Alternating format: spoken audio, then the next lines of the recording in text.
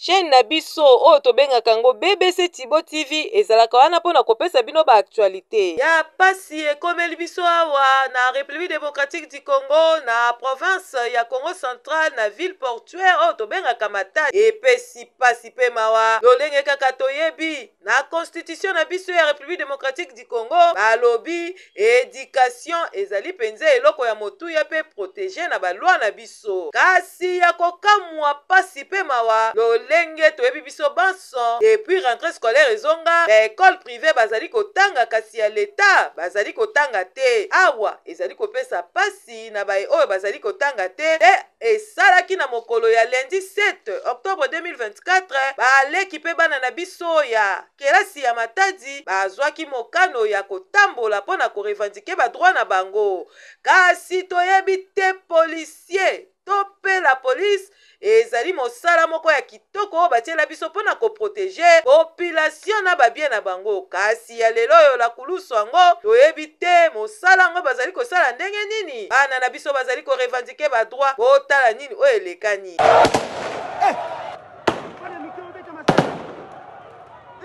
polisi waza ndoki yo bana mikro beta masasi bana mikro beta masasi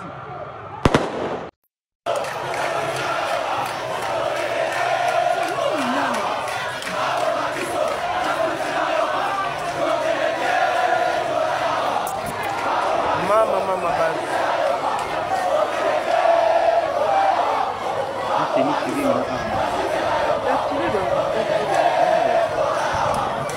ya bapetio baye mokolo na wabisa yo donki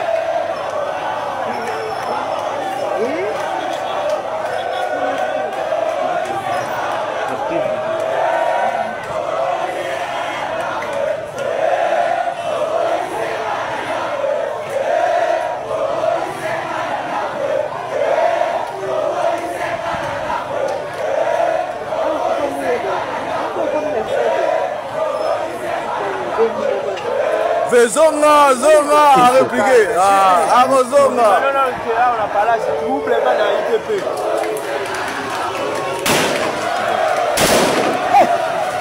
Bana mikro beta masasi. Polisi waza ndoki yo bana mikro beta masasi. Bana mikro beta masasi.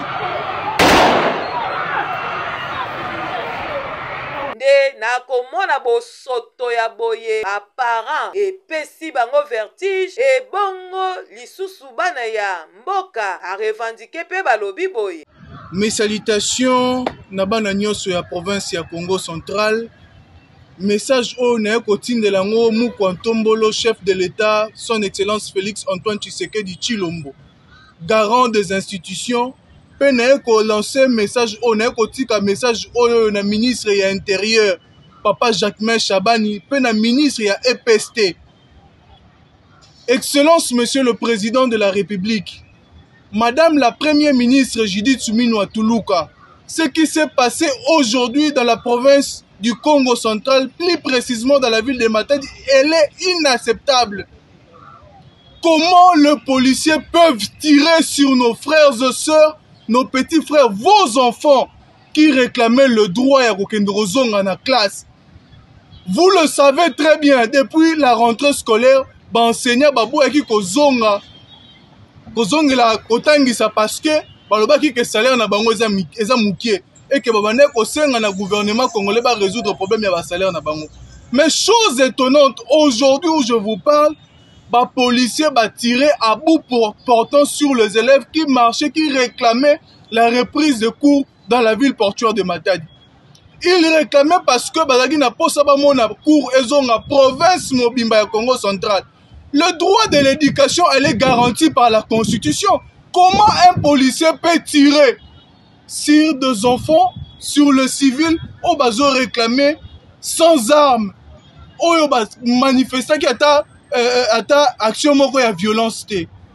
Nous demandons au chef de l'État, à la première ministre, Maman Judith Suminwa, nous demandons au ministre de l'Intérieur de convoquer d'urgence le gouverneur de province Grace Bilolo, d'appeler en urgence le général, le commandant de la police urbaine de la ville de Matadi, Pourquoi vous avez tiré aujourd'hui sur les enfants?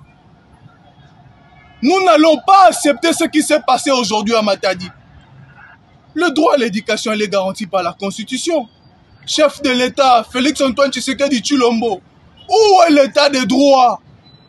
Vos enfants sont sortis aujourd'hui pour réclamer un droit qui est garanti par la Constitution. Mais nous vous informons qu'il y a eu de morts. Maman Judith Suminwa Tuluka, banana na Congo central lelo bakufi. Mukena kulomba na Berlin nyonso ya Congo central benu telema. Gouverneur de province fait y répondre na ba acte ya Ime Salema Boubouyaï. Ministre provincial ya EPST, ministre ya intérieur, commandant urbain de la police ville de Matadi. Il faut pas répondre na Mamoume Salema Boubouyaï. Mukwantombolo Fachi Béton. Espoir na beto nyonso ya Kenangeyo.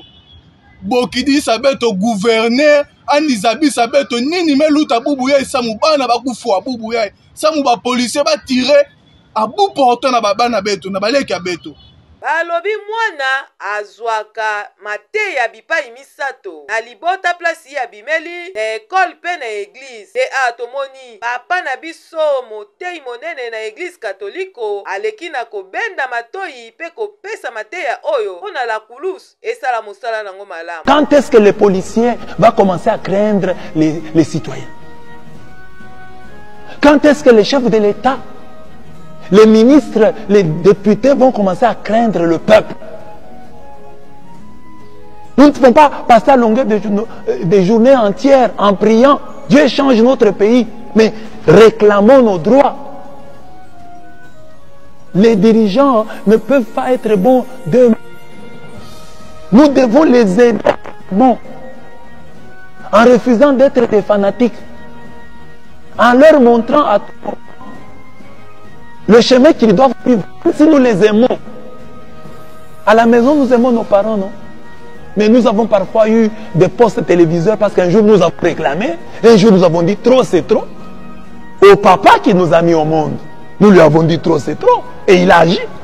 À la maman qui nous a mis au monde, nous avons dit trop c'est trop. Nous avons mangé une semaine les feuilles de manioc. Nous en avons eu marre et nous avons parlé. Et maman s'est débrouillée, elle est allée chercher un peu de poisson. Nous avons mangé du poisson ce jour-là. Ça vous est déjà arrivé?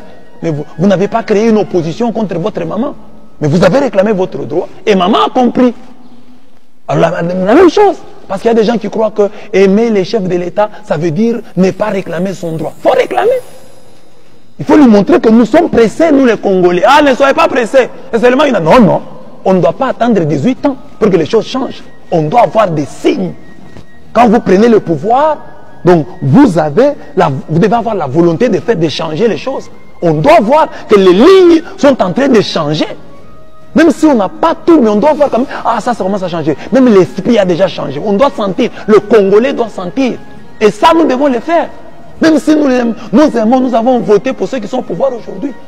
Ikondi nyonso ya République démocratique du Congo, ikondi nyonso bozali libando botalaka ba droit pour les enfants, bozali wapi po ete awa makambo eza mabe makasi.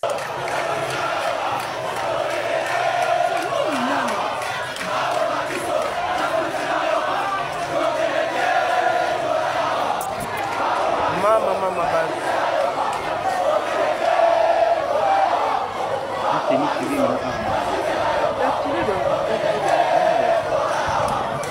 ya ba pecho ba mo polo na bisa yo dongi.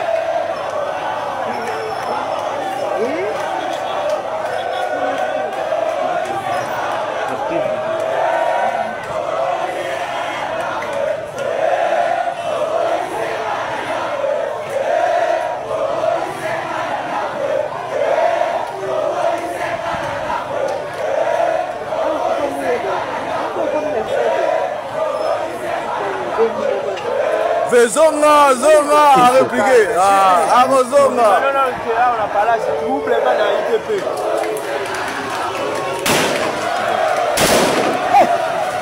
Bana micro, mec, ma sœur. Policier dans le dossier. Yo, bana micro, mec, ma sœur. Bana micro, mec, ma sœur.